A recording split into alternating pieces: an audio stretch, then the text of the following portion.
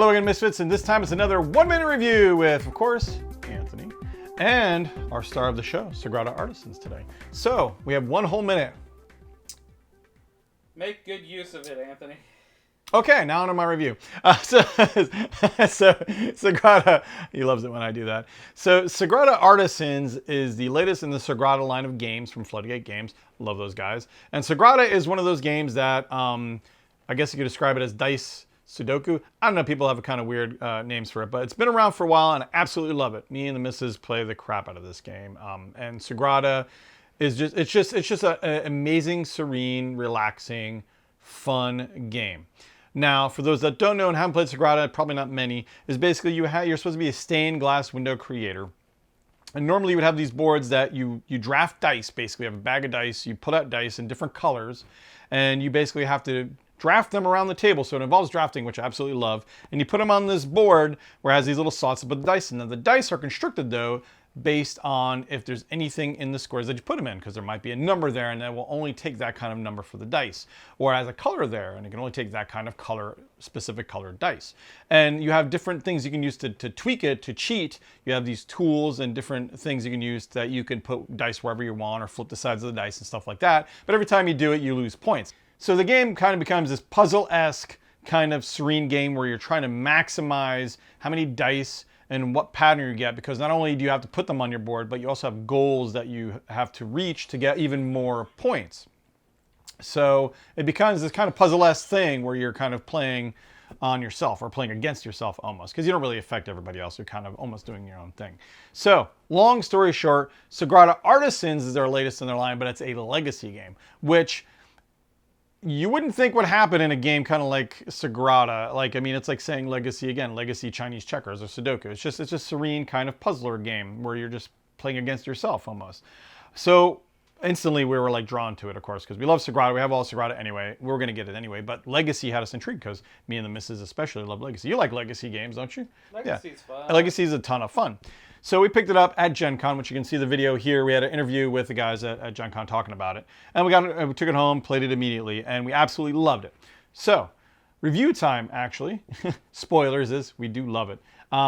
This game is very cool. They took aspects of Sagrada. Now, they took away the boards with the little patterns in it. And instead, every game, you have your book. This is your personal book.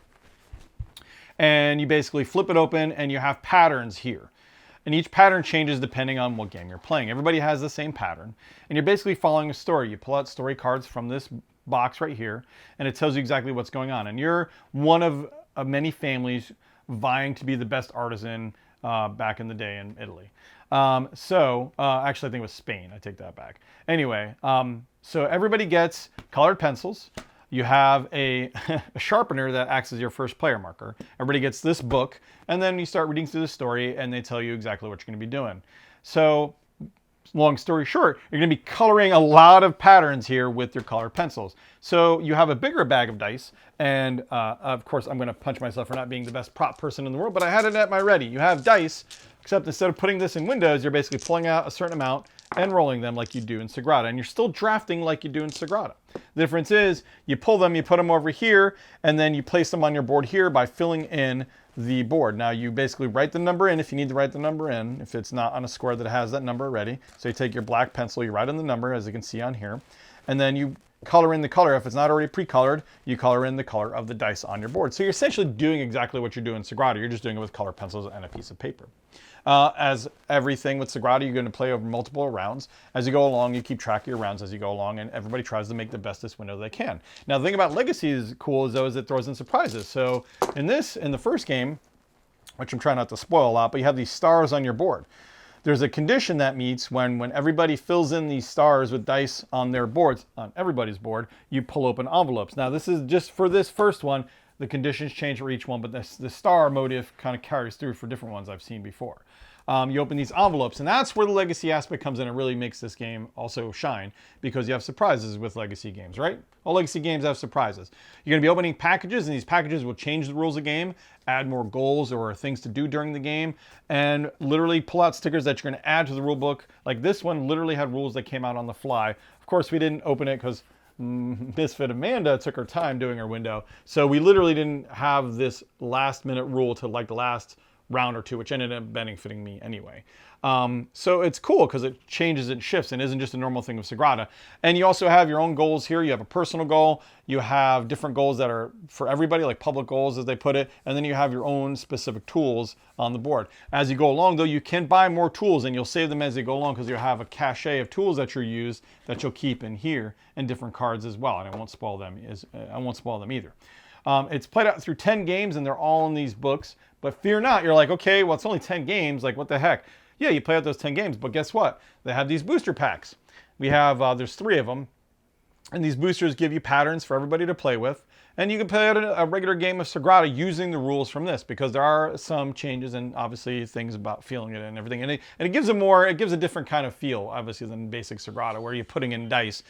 Coloring it in is a little too serene, I want to say, because sometimes the games take a little while. Kind of like this review, where you're taking your time and filling everything and making it look pretty. So be warned. But yeah, you have all these kinds of awesome patterns where even if you're done with the campaign or you just want to play a regular game of Sagrada, look, you can just grab a couple of sheets of these papers, hand them out, and you have a good time.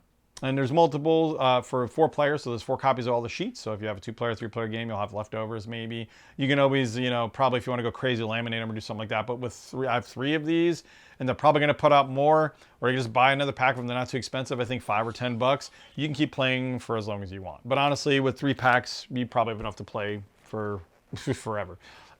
So yeah, this game was awesome. It was extraordinarily clever how they put it in here. And there's even more surprises. Like I didn't even get into other surprises. Like in the top of the box, I noticed a suspicious envelope that's taped to the inside that I can't even open yet.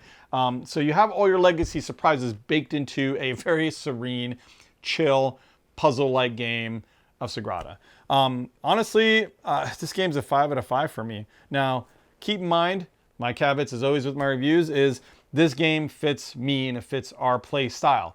If you like Sagrada already, guaranteed you will love this. I mean, this is an instant buy. There's really no even having to sell you on this. If you played Sagrada, you will love this game. Pure and simple. It's still Sagrada. It just adds the surprises that you might not expect if you don't play legacy games before. You're going to be thrilled. For me, I was still thrilled, but it wasn't as surprising because we've come to, right? There's always an envelope underneath the box lid. There's always extras. There's always extras, always surprises. So, I saw the punches, I saw punches coming. But for people maybe that didn't have the benefit of playing a legacy game, this is going to blow their mind. You're going to be like, oh, wow, I'm playing this and I'm pulling. So you're going to have even more fun if you're not accustomed to legacy games. This game's really a knockout. I absolutely love it. It was a smart idea. It's not, the legacy aspects don't make it heavier in any way, really. It's not really any more complicated to play. It's still the Sagrada you know and love, just tweaked and changed, but still Sagrada. I mean, it's a knockout.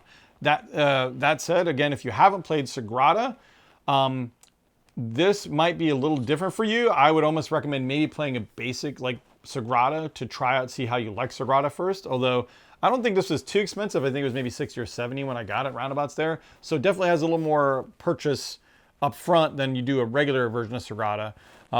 That said, just buy it. Honestly, just get it. It's amazing. But if you want to say, hey, I might not be the best puzzler, or I might not be, I'm not sure how Sagrada is going to jive with my play group, get a basic copy of Sagrada, try it out. If you love Sagrada, if you love that game, get this. This is it's literally a no-brainer. So that's my only caveat. If you have no experience with this kind of game, if you've never played Sudoku puzzles or little cool puzzlers, things like that, try a copy of Basic Sagrada out, super cheap, see if you like it.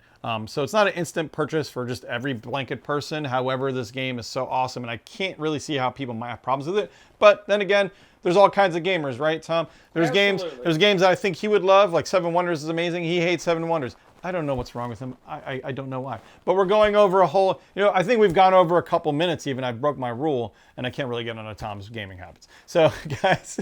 That's another video. That's a whole another video for another time. So again, 5 out of 5 salt meter here, guys.